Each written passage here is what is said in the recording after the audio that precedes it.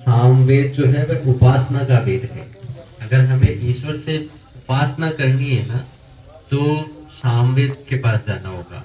अगर आपने गीता जी पढ़ी हो तो भगवान श्री कृष्ण खुद बोलते हैं, वेदा नाम सामवेदो अस्मि, वेदों में मैं सामवेद हूँ।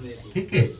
और जो चारों वेद होते हैं, ऋग्वेद, यजुर्वेद, सामवेद और अथर्ववेद, इनके चार विभाग होते हैं, चार भाग है, मतलब चारों के अपने अपने विषय हैं। ज्ञान, कर्म, उपासना और विज्ञान। तो ज्ञान है ऋग्वेद का, कर्म यजुर्वेद का, उपासना है सामवेद का, और अथर्ववेद में विज्ञान है। तो अगर हमें उपासना करनी है, ईश्वर से मिलना है, ईश्वर का साक्षात्कार करना है, तो किसके पास जाना पड़ेगा? सामवेद। ठीक है। तो एक उदाहरण देता हूँ। जब भगवान श्री राम जंगल में माता सीता का जब अपहरण हो गया, तो वो ढूंढने के लिए निकले। तो वो क्या, ढूंढते ढूंढते सुग्रीव के, जहां सुग्रीव छुपा हुआ था बाली से, उसके पास चले गए। तो सुग्रीव के गुप्तचरों ने बताया कि भाई दो कुमार हैं और अस्त्र शस्त्र से सज्जित हैं, और वो बहुत क्रोध में किसी को ढूंढ रहे हैं। हो सकता है ये बाली के भेजे हुए दूत हों। तो वो हनुमान जी को भेजते हैं। हनुमान जी उनके पास जाते हैं। जाने के पश्चात उनसे बहुत बदल बदल बात करते हैं। तो लक्ष्मण जी कहते हैं उनसे कि आप किस जाति से संबंध रखते हो? जैसा हम वानर जाति के हैं और हम यहाँ पे रहते हैं। क्योंकि ऐसा तो हो नहीं सकता कि जो व्यक्ति सामवेद का अध्ययन नहीं किया हो और इतनी मधुर बात करके, हो ही नहीं सकता। आप चारों वेदों के प्रकांड विद्वान हैं और आपके मुख से नजर आ रहा है कि आप बाल ब्रह्मचारी हैं। तो लक्ष्मण जी चूंकि खुद ब्रह्मचारी थे, लक्ष्मण जी के लिए एक विशेष बात बताता हूँ। लक्ष्मण जी जो थे वह 14 वर्ष तक सोए ही नहीं। जब तक राम जी और सीता जी वापस वन से नहीं चले गए ना, वो सोए नहीं। ऐसे ब्रह्मचर्य के पालन करने हारे थे। उनकी जो पत्नी थी उनका नाम था उर्मिला।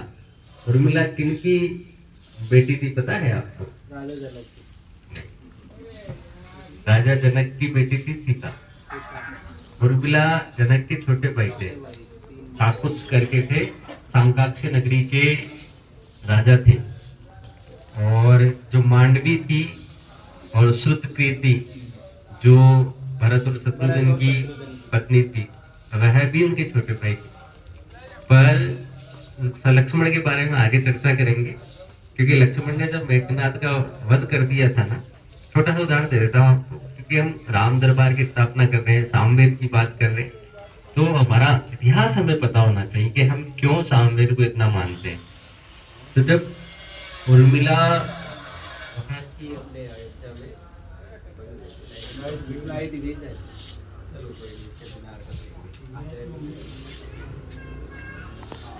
उर्मिला जब अपने अयोध्या में थी और मेघनाथ का जब वध हो गया, तो जो मेघनाथ की पत्नी थी ना, सती सुलोचना, उस समय की 5 सबसे विश्व की सुंदर स्त्रियों में से एक थी। पहला स्थान था माता सीता का, दूसरा स्थान सती सुलोचना कहते थे उनको। तो उन्होंने कहा कि भाई मेरे पति जो मेघनाथ इंद्रजीत है, मतलब वो ब्रह्मचारी थे, इंद्रियों को जीतने वाले, तो ऐसे को कौन हरा सकता है? इनसे भी बड़ा कोई ब्रह्मचारी रहा होगा, वरना तो कैसे मार सकता है। तो अपने पति का शव लेने के लिए वो रावण के पास जाती है। तो रावण कहता है मेरे पास क्यों आई? आपको तो राम के पास जाना चाहिए था। क्योंकि पहले शिष्टाचार होता था, ऐसा नहीं कि शत्रु है तो इसका मतलब सर फोड़ दो, अपने पास आएगा ही नहीं, ऐसा नहीं होता था। शाम को जब युद्ध होने के बाद साथ बैठ जाते थे, अगर कोई बात होती थी कि आपने ये गलत किया तो उसको करते थे। तो इधर के शव उधर देते थे, उधर के शव ऐसे ना। तो वो श्री राम के पास गई, श्री राम को जाके देखा उन्होंने, तो पेड़ से लेके सर तक उन्होंने 10 बार देखा, क्योंकि वो इतने सुंदर थे, दिव्य ब्रह्मचारी।